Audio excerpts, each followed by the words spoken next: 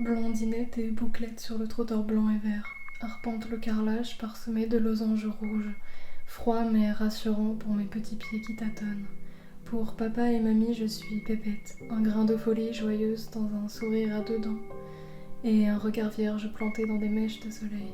Mais une peur bleue déjà, la frousse de tomber, comme si ce corps potelé cachait une vieille âme froissée. Ma maman vient de m'être arrachée, bisous esquimaux et chaussures laissées à l'entrée, pique d'anxiété quand je dépose ma maison sur le porte-manteau. Dans mon pull rayé, une solitude qui me lancine les mots pour remplir un cerveau au bord des mots. Dans cette salle au recoin sombre, qui habite ce maître au pantalon de velours vert? En tailleur timide, je suis à distance vertigineuse des enfants extraterrestres qui m'épient. C'est la rentrée et la première fois que je mets les pieds en société. Mes yeux écarquillés devant cette réalité étrangère. Une étoile, une mission avec moi. 14 ans et déjà dans mes pas la quête de la vie. Mais je me noie dans des flaques. Je découvre que j'aime un peu trop les flammes. Dans un soir de lune, j'oublie ma mère et mon père. Je me faufile sous les volets en pas léger jusqu'à l'hôtel silencieux. Mes jambes nues sous la nuit étoilée, et des susurres éternelles pour un cœur innocent. Puis des gouttes de pluie sur le portail froid de chez moi, un je t'aime dans un câlin humide, un adieu plus tard sur des frissons mécaniques bientôt chroniques. Dans les ronces et fossés qu'on ne soupçonne pas, je remplis 1000 vases jamais trop grands pour le sel de mon âme. Devant la porte des couloirs vides et derrière les globes, la peur aux tripes, je m'avance. Je peine à croire en ce vide entier qui se pose en verdict sur mon âme abîmée. Dans ma dentelle, la solitude muette. Je livre des morceaux de moi à des vampires trop vieux. Je lance des cris inaudibles. Et chaque fois qu'ils se servent, les bateaux coulent et mon empire du bonheur s'effondre un peu plus dans les flots. En même temps que le vent m'arrache la Bretagne et les chevaux. Me voilà en carcasse. Besoin d'amour, de pansements et de bonbons. Je toque aux portes avec mes alarmes étouffées. Dans les appartements sous comble au milieu des âmes pensantes, qui vibraient sur un charabia que je devais comprendre. On me rapportait plantes vertes, bêtes, timides et surtout inutiles. Et toi qui criais sans que je t'entende. Et dans le décompte des minutes que la nuit berce en son sein, une énième silhouette s'enfuit dans la nuit rouge. À travers l'écran de mes larmes, je retrouve Pépette, dansant en rythme sur les planchers de ma tête. Je puise si loin entre mes côtes, le regard transcendant le sien vierge. Mes yeux se gorgent de cette force nourrie dans les solitudes lunatiques.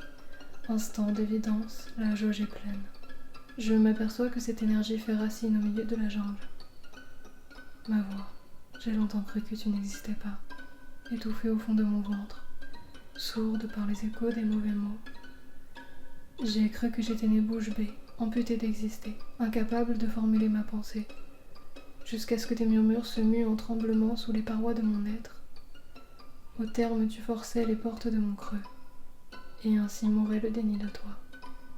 J'ai palpé la toile que tu as tissée depuis le temps, et une carrure de monstre sur le point de vomir tout ce que le monde devait entendre. J'ai eu peur de la grandeur de ton ombre, que dans la honte je sois forcée de ramasser ta maladresse sur la place publique. Et je n'avais plus le choix, alors j'ai pu t'écouter. Puis la créature s'est muée en vallée d'étoiles qui portent en elle l'éternité. J'avais passé tous mes jours comme des nuits à contempler un vide roi qui se déversait en panique sur les plafonds, quelque part un destin impatient à tous les endroits, chercher ce qui n'arrivera pas, attendre l'épiphanie, imaginée comme une frénésie électrique, un massage cardiaque. Mais la vie en multiples formes revient aussi douceur, comme un léger vent d'air chaud qu'on sent à peine, étalé sur un printemps de mai entre les foulées sur le gazon d'un parc ultra vert, sur la langue qui fond une glace fleur de lait. Et elle attend qu'on la choisisse, elle s'étoffe à mesure qu'on la remarque et surtout, elle porte les traits du calme, du coton dans lequel on s'engouffre volontiers, comme en brume ce soir-là, en dessous du soleil juillet. Sur la terrasse d'allée, les peupliers taillent des ombres au crépi craquelé, entourés de leurs yeux comme des promesses, 21 heures sur la chaise en plastique qui grince, s'évanouissent ces chiens de garde affreux dans les flots ambrés dégorgés de bonheur. Dans un silence porté par les derniers vents, les rires de l'enfant oublié qui retrouve en mon sein un peu du sien. Ainsi, dans les appartements sous comble, je m'en vais vers les enfants extraterrestres, comme pour ajouter des fleurs à mon bouquet. Je danse sur l'eau sans me méfier des profondeurs. Je suis sereine en terre inconnue.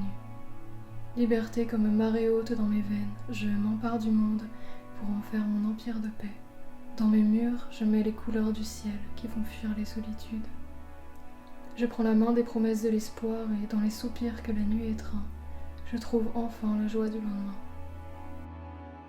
Une fleur comme une femme, un printemps pour mon âme et un adieu au drame.